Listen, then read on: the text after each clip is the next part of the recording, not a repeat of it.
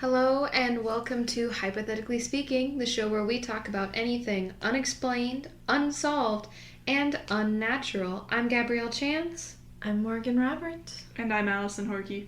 And this week we are trying a recorded podcast sort of style for the first time ever. So we're hoping to not have any bumps or kinks, but we will see how far we get with this. And today Allison is leading us with our topic this week. Certainly unnatural and unsolved. Indeed, yes. So today we're going to be talking about the dancing mania, which plagued medieval and Renaissance Europe. Mostly Europe anyways. So they're also known as like dancing plagues, and then there's like a few other names for them. But we could get into some of that later. So, the dancing plagues were a phenomenon in medieval and Renaissance Europe where people would, like, involuntarily start dancing, and they, like, couldn't stop, and they would just dance until they, like, exhausted themselves so much that they just, like, collapsed and passed out. And then they would, sometimes get up and keep dancing if they could. Sometimes people would like break things, or like their feet would like start bleed. Like it's very like graphic and kind of terrible what happened, because their feet would like start to bleed and they would just like keep dancing because it was like involuntary, like they weren't even like really that conscious.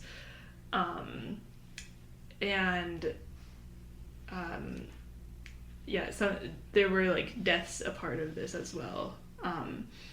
But there were several recorded events. One of the most famous is actually of Strasbourg, France in 1518. And at this time it's modern day France now. It was part of the Holy Roman Empire at the time. And then Alex fact. Yeah. Yeah. And then there were also outbreaks throughout Europe in 1021, 1247, 1374, 1463, and there were a few others. Kind of after 1518, I think people started to like have more information about it, and a little bit like they responded to it a little bit better, I guess. But one of the first events that I found while researching was the 1021 outbreak, which was recorded by a like chronicler in the area, and this was in the German town of Kolbrück, outside of a church on Christmas Eve. 18 people just began involuntarily dancing and like disrupting the service so much that the like priest came out and yelled at them to stop, and then they didn't stop, and then then the priest, like, I don't know if like cursed is the right word, but did like curse them, according to the chronicler, that for them to like dance until next Christmas. And according to the chronicler, they did. Like, they didn't stop until the next year. And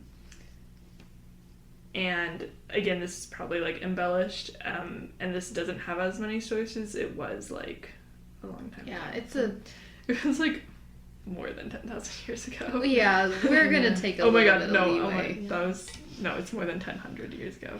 It was very, very, very long time ago. It was. And facts on it are inconsistently available at best. Yeah.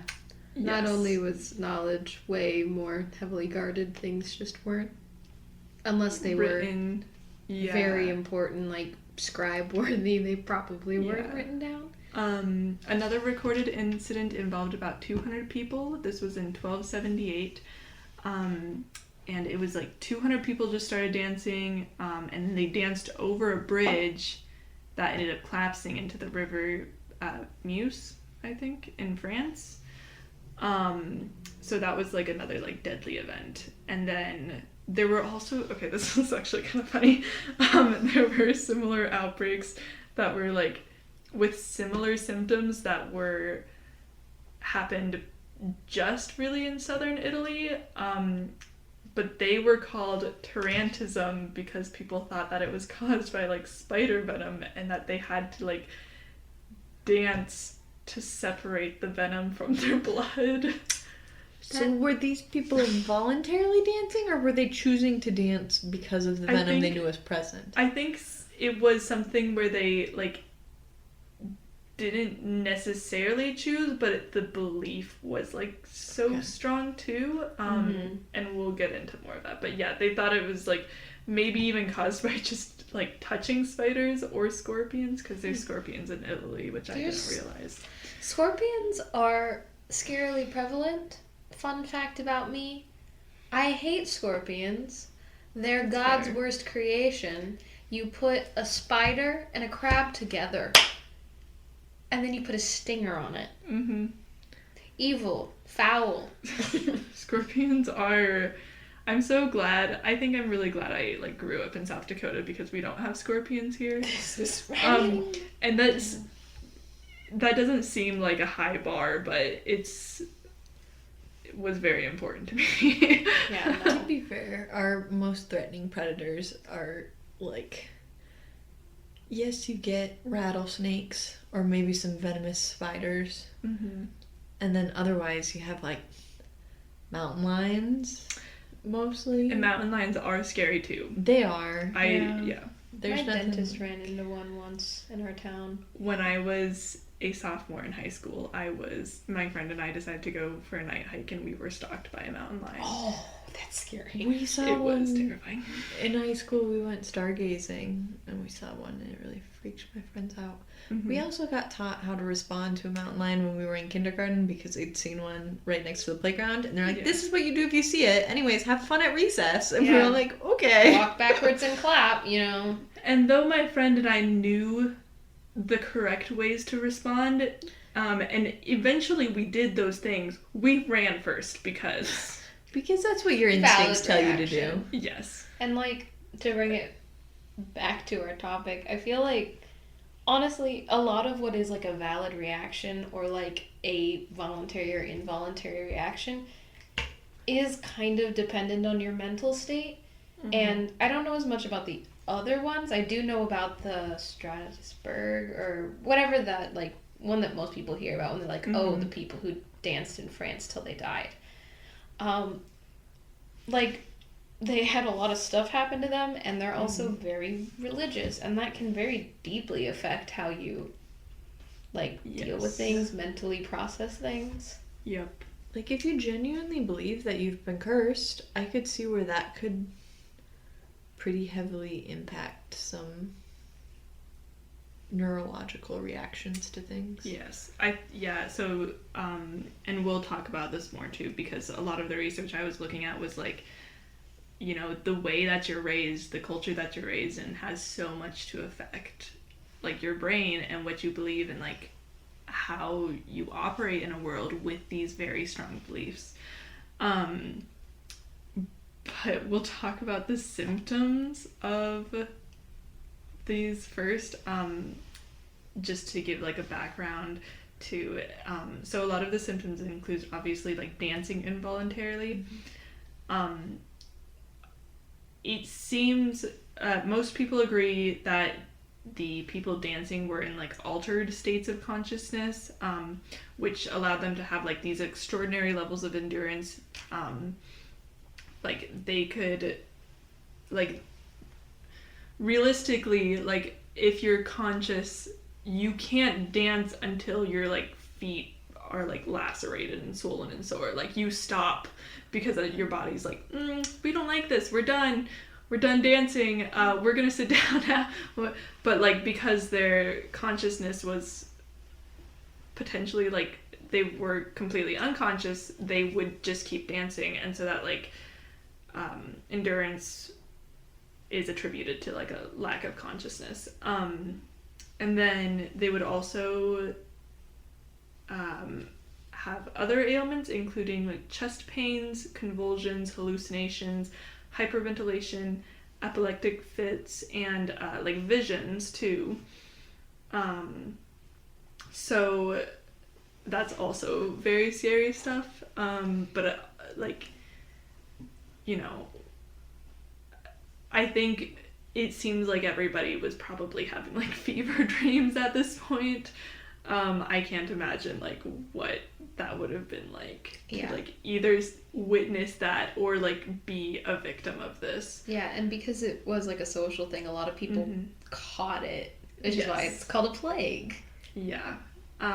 So as we already talked about, Strasbourg is one of the, like, I think it's probably one of the most recorded events of these dancing plagues. It was one of the last big ones to happen. And this was in 1518, and it was like chronicled by physicians' notes, cathedral sermons, local and regional chronicles, and even notes from the Strasbourg City Council. And then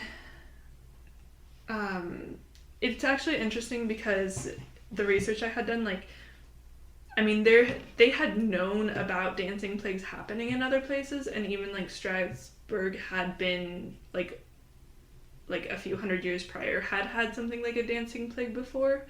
It wasn't on the same level, and a lot of them weren't, because this one was actually like very big for the time. So to walk us through what happened in Strasbourg, it started in about mid-July. The details on this are a little bit iffy, of like different sources, like different primary sources. Most of them name a woman named Frau Troffia, who began dancing and was the first one to begin dancing in July. And this was a German woman she began dancing uncontrollably in the street until she passed out from exhaustion. And then the next day, or after she had like regained consciousness, she began dancing again, actually. And within a week, there were like 30 more people who had begun dancing with her. Question. Yes. Did anyone attempt to restrain these people as a way to stop them from dancing, or did they have a fear of kind of catching it if they did that? From what it sounds like, the fear wasn't necessarily that, but it was something that would like spread necessarily that easy. At one point they did try to restrain people,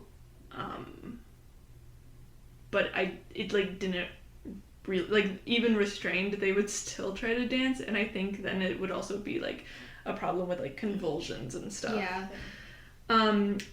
So the sources, I have heard a few different stories on this too, is that some people say she actually started dancing to enrage her husband, who supposedly hated dancing. Go you. I can't imagine how you'd feel about dancing after this. So much worse. That's true. And then another story was that she began dancing because she like didn't want to do chores or something like that. All of these sound like pretty good reasons to start dancing. I mean, yeah. So unfortunately it was like probably by the end of it they realized that she wasn't doing this on her own volition, because like, you know, you're not just gonna keep dancing until your feet bleed because you want to upset your husband. Yeah. Or not do chores. The motivation is not strong enough. It's true, yeah. So kind of as the numbers grew and grew in Strasbourg, and the affliction took its course, it's estimated that between 50 and 400 people were, which is a huge gap, but like were afflicted. And it's a little bit confusing because the sources vary between 50 to 400.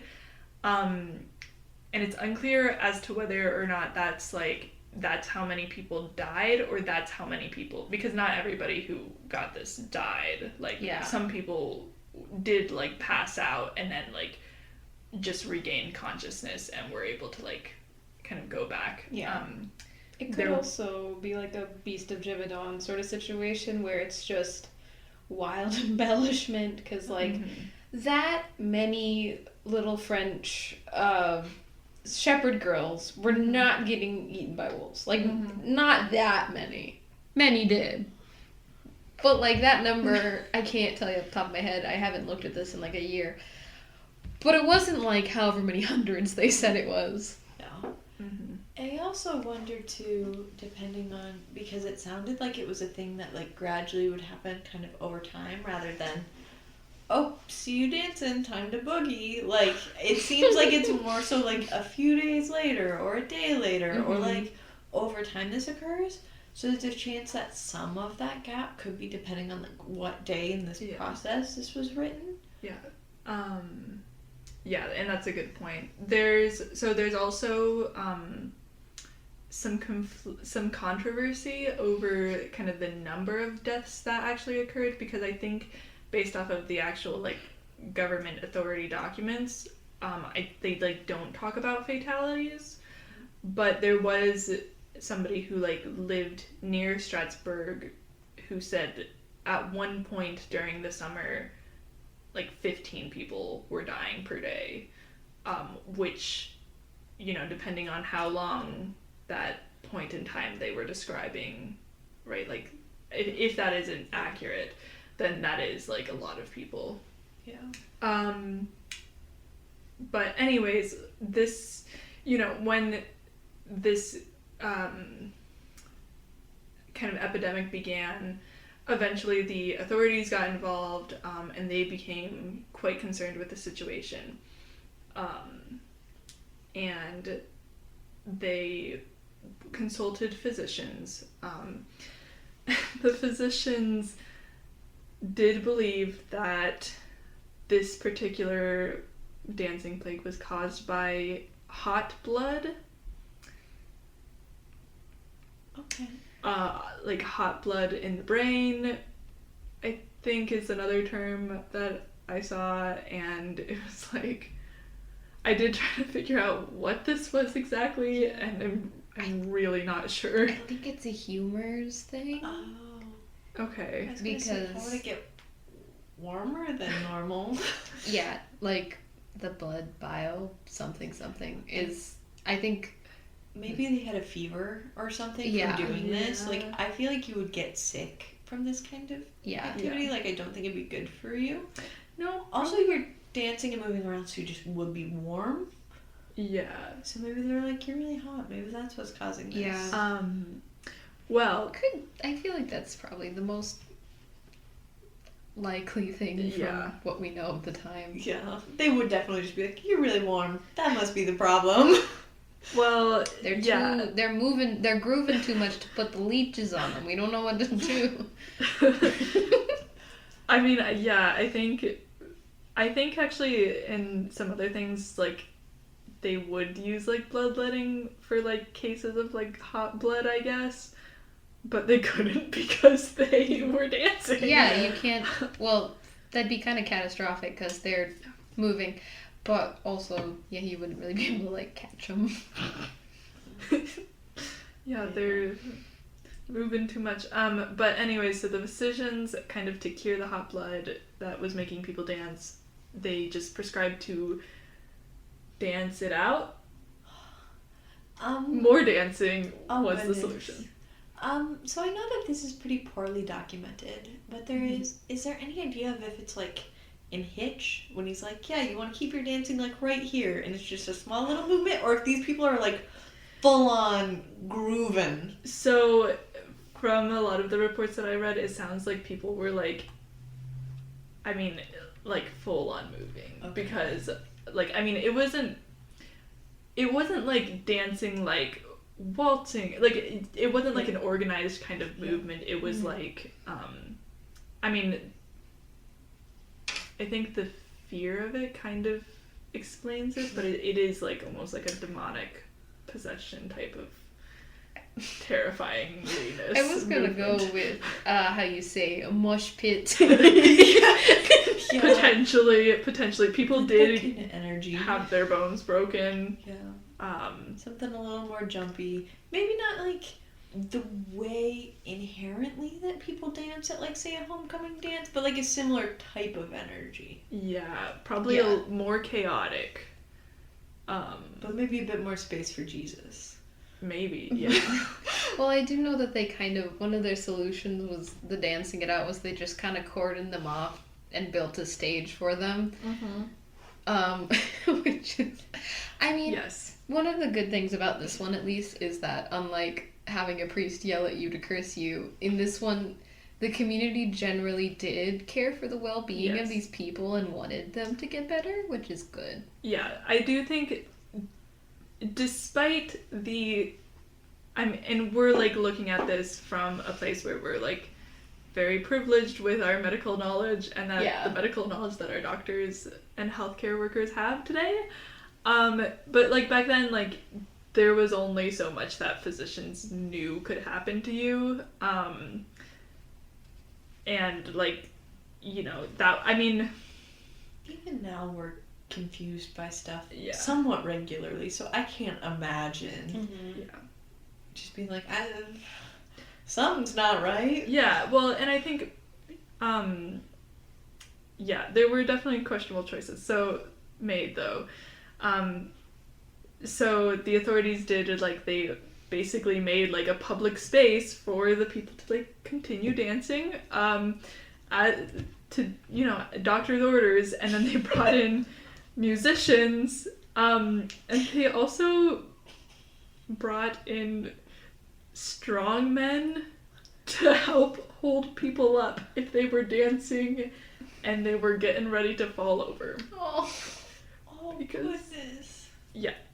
So, there were some pretty sad stories actually, because it was like, they were like, oh, they need to keep dancing it out, and so then they were like, oh, they're slowing down, they're getting too tired, musicians play faster tempo music, we can't have slow tempo music for the dancers. So it was really like not a good idea.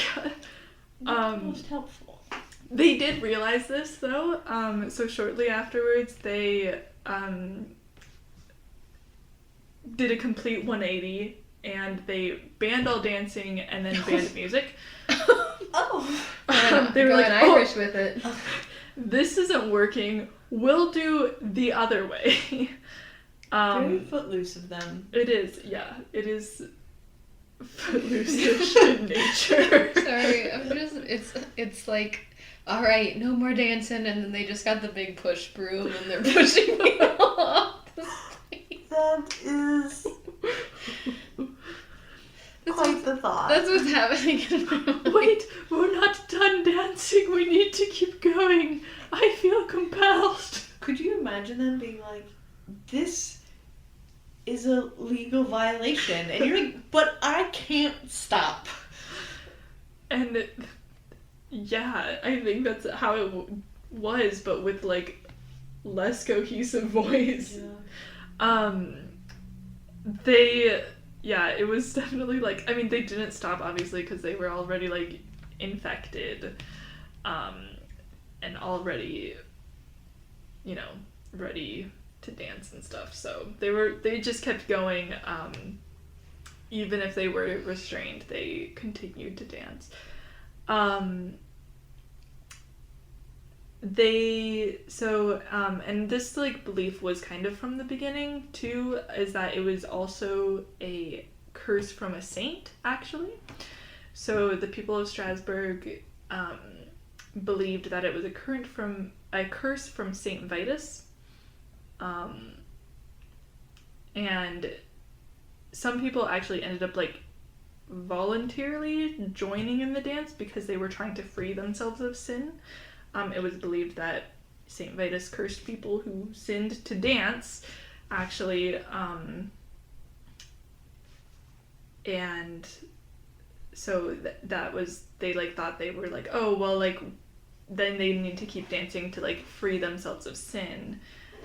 So is that how they justified some people that like danced passed out and then were like, oh, I'm actually kind of okay now, and then the people that kept dancing, like the level of sin they committed?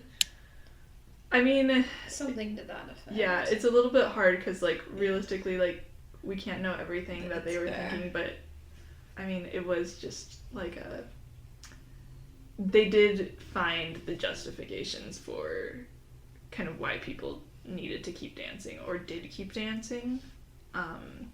Yeah. You would want some kind of answer of what's happening. This makes me want to talk about Bernadetta, the like weird nun who ran a convent who was all. It's a good one.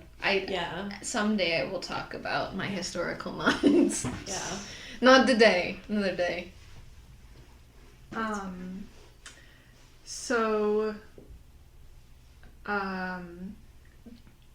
kind of, it really wasn't until like September of 1518 that that was another thing. This was the summer, and this was Europe, and it was France, which isn't necessarily a particularly hot place, but it was the summer that people were like dancing all day in the sun. Definitely not going to be cold. Also not a healthy place to be. No. I presume you'd get like heat stroke and stuff. Yeah, I'm sure that was like another problem that they were experiencing among the other things. I'd call that hot blood. Yeah, maybe. But believing that this curse was caused by Saint Vitus, the authorities then ordered the afflicted to go to a shrine of Saint Vitus, which wasn't that far. I think it was like 20 or 30 miles away, actually. So they were like, well, let's just dance you this direction and try to get you there so you can, repent to Saint Vitus. That sounds like a difficult trip while dancing. Yes. They also... This was another thing the authorities did, which we don't know why at all. They gave the dancers red shoes. I remember this part, yeah. It's like, why? But they were like red shoes with like black crosses on like the toes and the sole, I guess. Maybe it was supposed to help with them being cursed to wear crosses. Yeah, I'm sure there was like a religious reason for it, but it like wasn't like super specified. It's just like an order form for just the cobbler for like 100 pairs of red shoes. Yeah, we just need these for reasons. Have you looked on the street? That's enough questions. Yeah, just do your job, cobbler. But it was actually, they went to St. Vitus to repent, and they, so they also there was like some incense during the ritual, and then the dancers were supposed to like shout incantations in Latin, and apparently it worked because after the ritual, like within a few weeks, the dancing plague ended. So, the like sort of a good ending, I would say, comparably, like better than it not ending for sure. yeah. I mean, it like worked, which was good. So they found the thing that worked. Okay. But anyways, kind of just a sad show that happened. Again, this is just Strasbourg. Other cities in the region had kind of different experiences, and other towns in the region had different experiences with this. This was just a particularly like well recorded event compared to the others. But yes, now we can move into theories of what was going on. I would like to start with the ideas that they had in the beginning, like that were like the contemporary thoughts of the causes of the dancing plagues. So we mentioned that in Strasbourg, the physicians thought it was hot blood.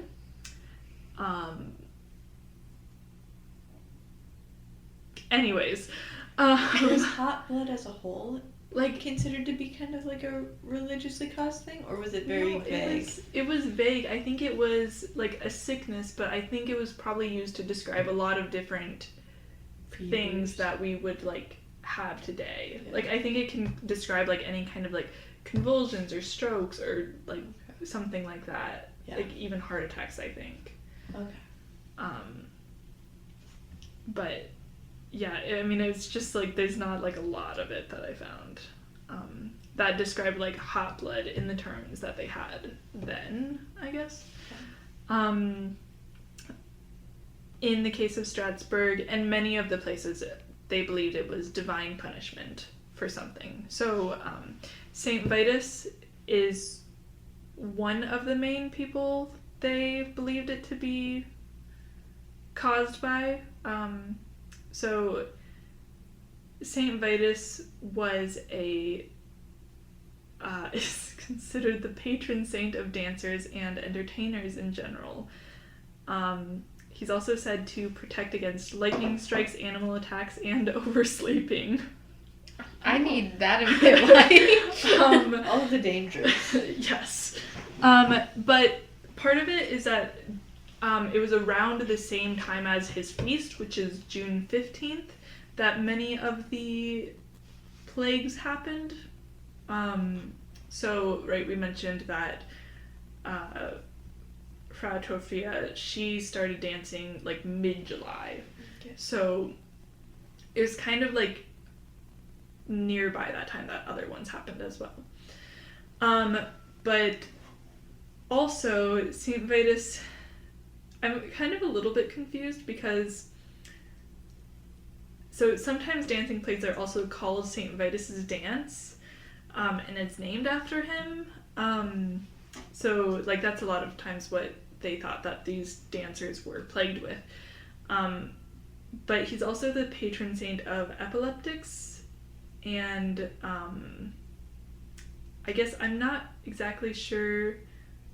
I would be interested in seeing like the timeline of when this patron saint was associated with these things, because maybe it was like originally like performers, and then This happened with after the dancing plagues he became also associated with like epileptics, because it was like, I mean it was sort of like a similar movement. I think it wasn't like, I mean they're called it's called dancing plagues, but really it was like very jerky, like convulsion-ness, like movements. Well standing kind of, which is not ideal really for a seizure. No, because normally You'd rather you'd have a collapse. lying down. But at least they weren't like holding their head or something, because that is way, way dangerous. Yeah. Yeah. So another saint that's often also blamed for the curse is Saint John the Baptist, who's also thought to curse people to dance, to punish sinners as well. So those were like two of the kind of potential divine punishments that one who is afflicted with dance mania could be receiving it from. So, and then another, of course, another potential cause that they saw in that time was demonic possession. So, particularly the event in 1374, people like described them as like wild, frenzied, and seeing visions, and then also dancers would yell out the names of like devils, and then they had like a strange aversion to pointed shoes, and also the color red, which was said to like make them like really angry if they saw red. So is that why they That's gave them the shoes they gave them? I'm not sure, because in Strasbourg they never mentioned like an aversion to red being a symptom. So I'm not sure if it's just some of the dancing plagues. Yeah. But in this one, they also called out that they were like drowning in a sea of red, like a red sea of blood too. So a lot of people immediately thought like, oh, demonic possession, we need to get the exorcists on this. Yeah. I mean, it can also be like, that's like a very Revelation sort of deal. Mm-hmm. So again, if people are feeling that they deserve to be punished, then that is a pretty likely place for them to feel that they are in. Mm-hmm. Oh yeah.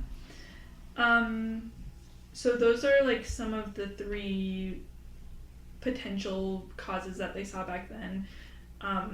Today, some theories are that it was actually caused by ergot fungus, which grows on rye, and then can make people sick. Some of the things is like hallucinations and convulsions. This was also like a fungus that was like potentially to blame for like the Salem witch trials. Mm-hmm. So it's like got like a hallucinogenic effect.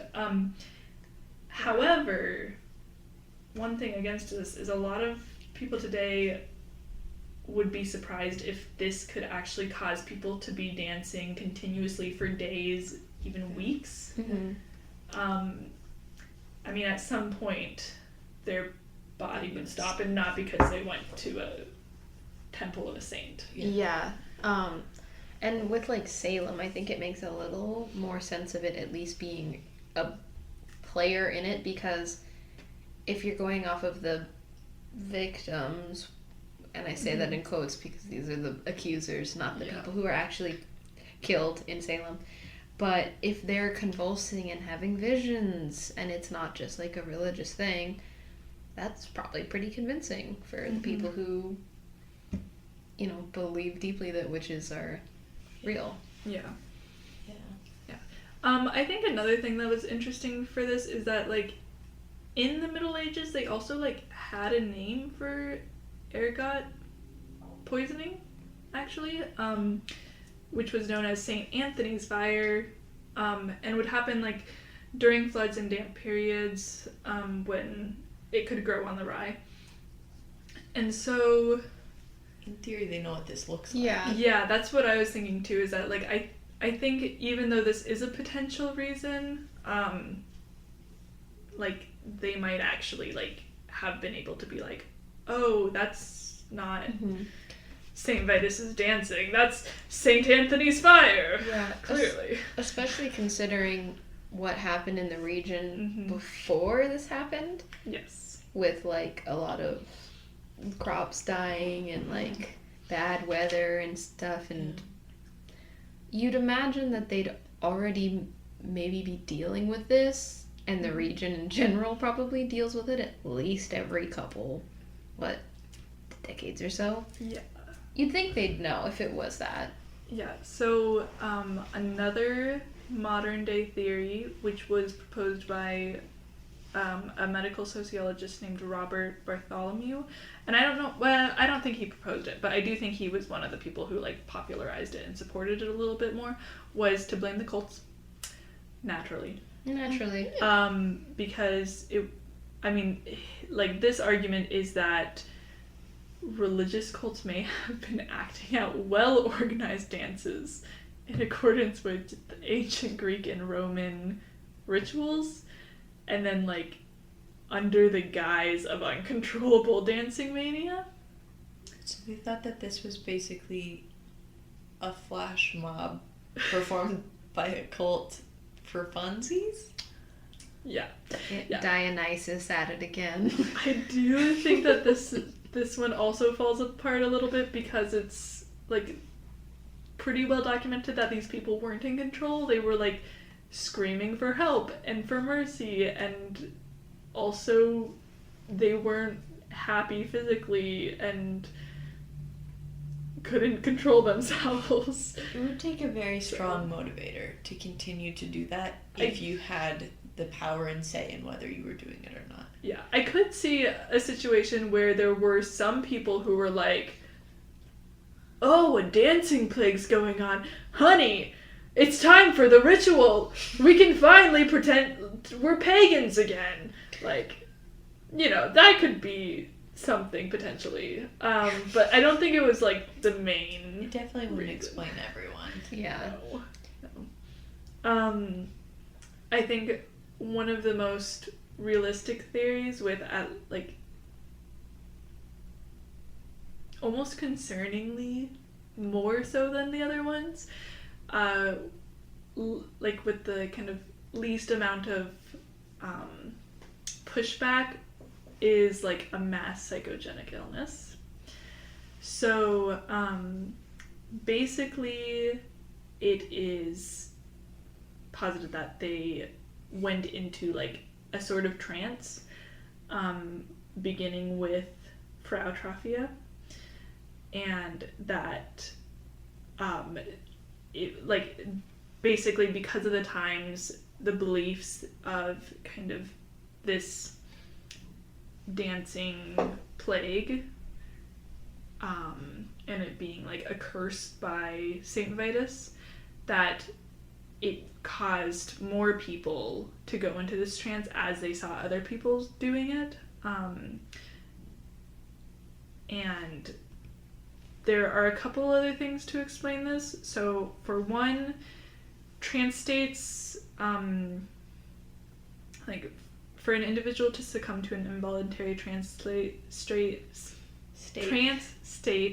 is significantly more likely under high levels of psychological distress. At this time period, as we sort of already touched on, there was like appalling harvests recently.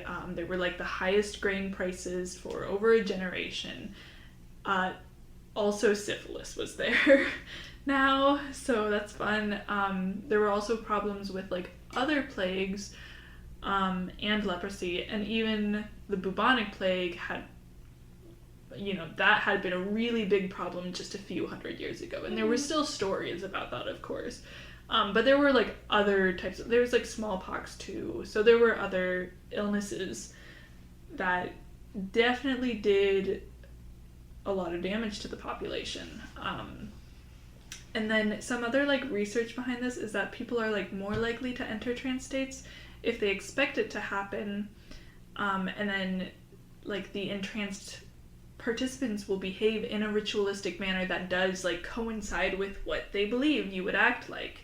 So if they believed that, like, believed to be true that this like dancing plague could happen and it was like caused by the saint who cursed them, that has a very strong ability to actually cause that to happen and actually cause these like physical symptoms to occur. I wonder if it's a bit like people who are more prone to being hypnotized, where they're kind of just predisposed into, I don't want to say allowing that to happen. I don't think that's really the correct word for it, but they're more open to it, kind of. Yeah. And so I think some of that mental state of feeling like you think that's going to happen can definitely contribute. Yeah, and I mean, this was the Middle Ages and Renaissance period, and religion was huge at the... I mean, everybody was religious, basically, because that's... I mean, this town was in the Holy Roman Empire, like... Yeah.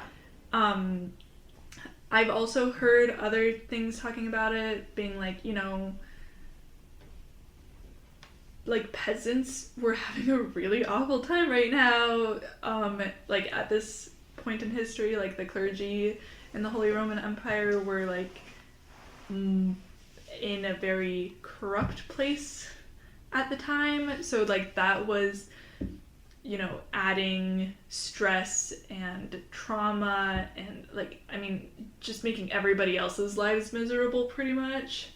So, I mean, if you were a lower class person at this time period who probably wasn't getting enough to eat, probably wasn't in very good living conditions, you were surrounded by like really difficult times, it's you know, it's possible that something like this could just sort of start to happen, you know? Yeah. And if one person starts to, like, enter a trance state, that is infectious in a way. You even think about, like, placebo effect kind of stuff, Mm-hmm. of all the studies on that and how much that can impact things. Like, I would get shin splints in track, like, really bad. And one of the primary recommended fixes for that is taping your shins, mostly because it creates a placebo effect that you're fixing it. But I was aware that that's what it did because I was researching it, trying to figure out how to fix this, and that made it much less helpful for me. Yeah, that sort of thing. There's a lot of things that are just like psychologically either possible because you just think that is possible, or are a block because you think that it's unable to happen or it's wrong or whatever. So it's definitely, and like with religion especially, like very deep set, like culturally important to you religion. It's sort of like church camp where like you have the big last night, there's all this emotional music, everybody is like crying and emotionally releasing, and so when you're entrenched in that way deeper than we are now, like it was a huge part of your culture, even more than it is today. Again, why wouldn't you start to dance if you thought that this was a punishment for your sins, or just well, and I mean, if it is something too like a sort of trance state, like, I mean, stuff like that sort of thing can still happen. Like, people can still, like, sort of go into, like, a trance state of, like, dancing. And, I mean, there, like, continued to be recorded events of stuff like that after Strasbourg. It just wasn't on, like, the sort of same, like, huge, relatively huge, like, level, too. But, like, I mean, yeah, like, people would, like, you know, go into trances and start dancing because they, like they weren't in control of their body at that time.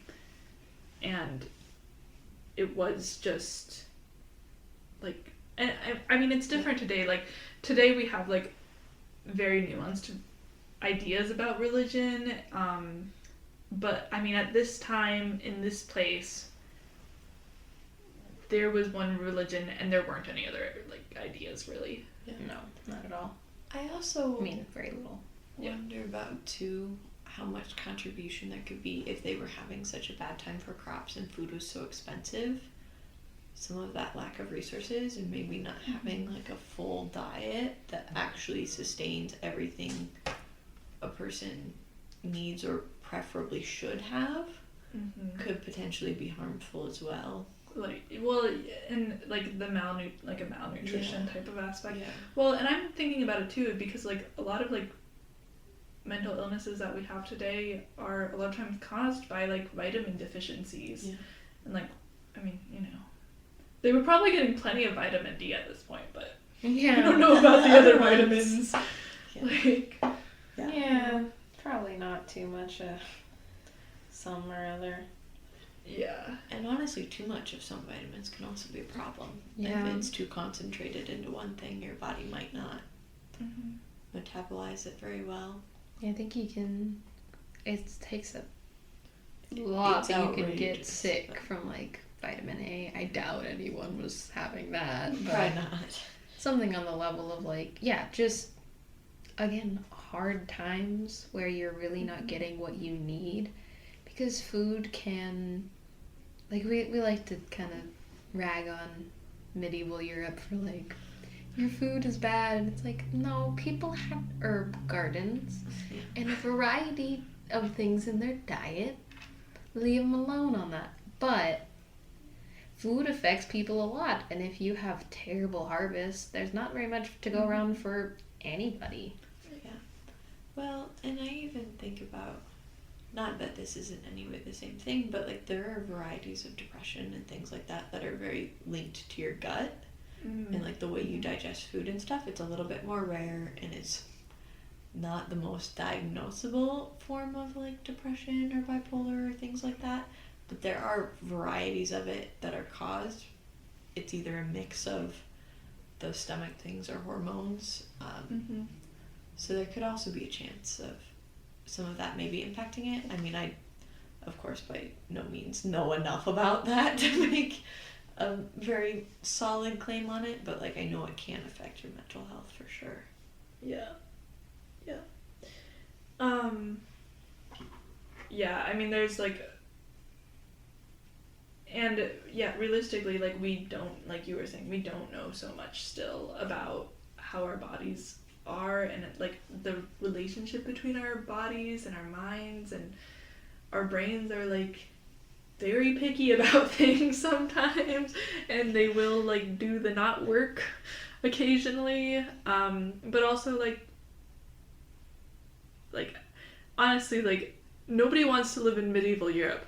Nobody wants to live here. It's bad, it's scary, and it's dirty, and it's not safe. It almost makes me think of a post I saw earlier today that was talking about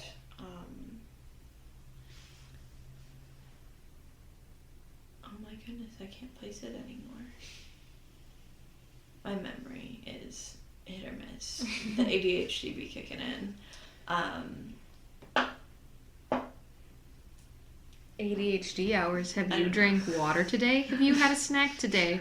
Take care of yourself, please. We'll see if I can remember what it is later. If I do, I'll let you know. Yeah, I'll think about it. Always leave a description note or something. Yeah, there's just so much that can affect your psychological health. Yeah. Based on your physical situation. Yeah. Well, and I mean, like we said, like these people's lives were like traumatic. Yeah. And I think they obviously had like a different idea on that sort of thing, like, which probably changed their reality a little bit, but like you can only live in those conditions for so long, really, like without having really drastic consequences. I remembered what it was. It was in relation to us not knowing much about like the mind and body and how some of those things interact. Apparently someone tried to sell their soul on eBay with a starting price of $10, and people were like actually bidding on it. Oh my god. But before anything happened, like they could sell it or anything like that, eBay took it down and sent them an email explaining that if they were selling a soul that didn't actually exist, then it was against their policy, because you can't just sell something that's not real. Or if the soul does exist, then essentially you're selling what they would classify as a human body part, so it's against their policy. So like even eBay is like, I don't know, man, either way, not allowed. It's either non-existent or it's a body part, and those are not allowed. We're not going to make a religious call as the website eBay. However, what we're not going to do is sell your hypothetical or real soul on our website. Yeah. That's for black market only. Yeah. Oh, come on. So like, you know, even this company was like, we don't really know, but like regardless, seems not allowed to us. Seems like not a good idea. Yeah, so you know, maybe there was something with their soul. What do we know? Our science on that, not it'd be not so too good. strange if you were, because I kind of feel like maybe this person is just satirical and not like actually religious, and maybe they don't actually believe they have a soul or something like that. Yeah. But I can't imagine being somebody who is religious and is like, maybe I will sell my soul to some stranger on the internet. Oh, goodness, no. From people that I know that are more deeply religious, like a lot of them have rules in their religion around like even donating organs or like being cremated being enough to stop you from passing on to whatever version of afterlife they believe in. So yeah, I can't imagine that the people in this deep state of religion would have been like, yeah, that's chill. No, there's absolutely no way. But would they buy? But would they buy a soul? Would they buy it? To save it. Could I you don't buy know. a soul and save it? I mean, Read it a couple of rosaries and call it a day. I feel Congratulations, sir. I've bought your soul and now it's saved. I feel like Martin Luther would have some things to say about that. I think he might have another Maybe. list. Yeah, I mean, a couple more theses at least. Gosh. We're a little off the rails here. If this is your first time here and you just stumbled upon this thing with like 3 views, hi. It's always like this here, just so you know. Yeah, this is not abnormal by any means. It do be like this a lot. Yeah, generally with this story, I think this explanation is the best, most understandable and like nuanced explanation. It does also like fit with why they were able to like be cured when they went to the St. Vitus Yeah. temple too. Because they felt like they repented and like Yeah. they were And clean. That could get over that mental block. yeah. Or whatever was causing them to feel that they had to do this. their like brain logic was satisfied. Yeah. It's like, I'm not gonna. Yeah. It's like girl math. So if I've danced for this many hours and I recall sitting this much, have I But you met like the quota? you like had already considered sinning like earlier Yeah. in church, Yeah. and then you've already like danced that one time. Yeah. Like, you took the name of the Lord in vain, and so now you gotta add, like, 10 minutes. I mean, granted, girl math is usually used to explain away numbers, not add them, but You know, parallels. yeah. To bring it into simple modern terms, they were doing girl math. Oh god. These poor people who were just they were just afflicted by girl math. Oh boy. Yeah. I can't think of a better way. Well, we recognize the true horror that this would be, and we do deeply sympathize for those afflicted. Sometimes you gotta have a little joke to make it slightly less morbid. Like, it's a horrible thing that happened. Yes. It's also been like 500 It's years. also been a very long time, and like, while horrific, it's also just absurd, and there's a Yes. Yeah, an example of how ridiculous and crazy the human experience can be, I would say. yeah.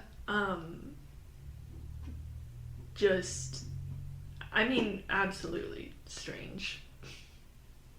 Yeah, I don't think there's any better way to put it. Strange and unnatural, One might even say unnerving. perhaps. We're hitting about the hour mark here. Closing remarks, closing thoughts. You know what? Maybe just have a pair of red shoes on hand just in case. Exactly. Dust off your dancing shoes. I do have sparkly red Converse. That's probably what I feel like they would that would probably do it. be like, yeah, that's what we were going for. We just didn't have the design of Converse yet. Yeah. If you are afflicted, Morgan, the church isn't that far. It's only 2 blocks. This is true. Yeah, so Actually, you probably will just want to go to France to visit the shrine. yeah, Actually, That's true. that's So fair. maybe just make like a little fun trip out of it. Dancing on an airplane sounds awful. You would just be wiggling. Ma'am. You would have to go by like boat and just Ma'am, please. We're expecting turbulence, ma'am. the person next to you has the worst flight of their life. That would be terrible. They were just worried about getting the window seat, and now they have to deal with this. And you're about to get your own red Converse. This is true. I am. We'll be all set as a so prepared.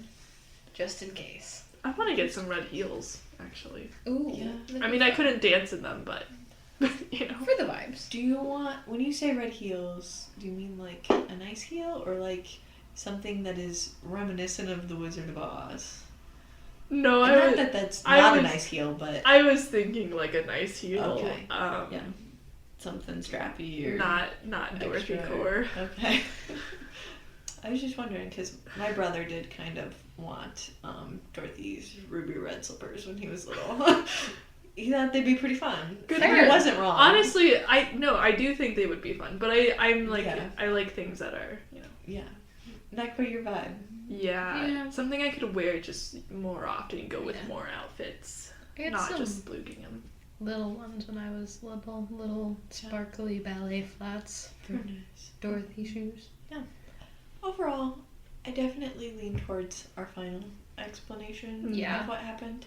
But it is a very weird scenario. And I wonder what would happen if this started, like, again in current times. Yeah, I mean, if you think about it, a lot of people are under really deep stress from All sorts. So many things. food and money and weather and an illness that has been going around. Social stigma things and social media and... Mm-hmm.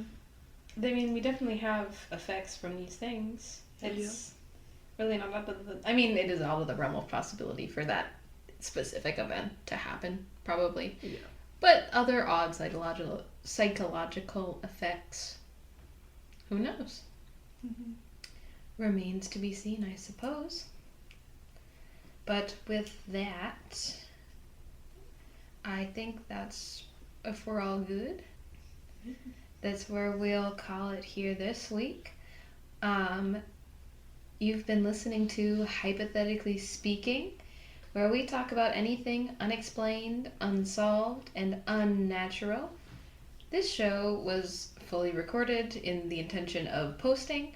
Other ones will not be quite that way, so you might hear a slightly different tag or something like that as I'm uploading some of our backlogs.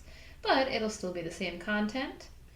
Very fun, just a little bit more of like a shout out to where we are, who we are. But until then, I'm Gabrielle Chance. I'm Morgan Roberts. And I'm Allison Horkey. And that's been us tonight, talking about the dancing plague that infected Europe. Until next time, wash thy hands, wear thy mask, don't own an axe, stay safe, be good people. And the birds did it.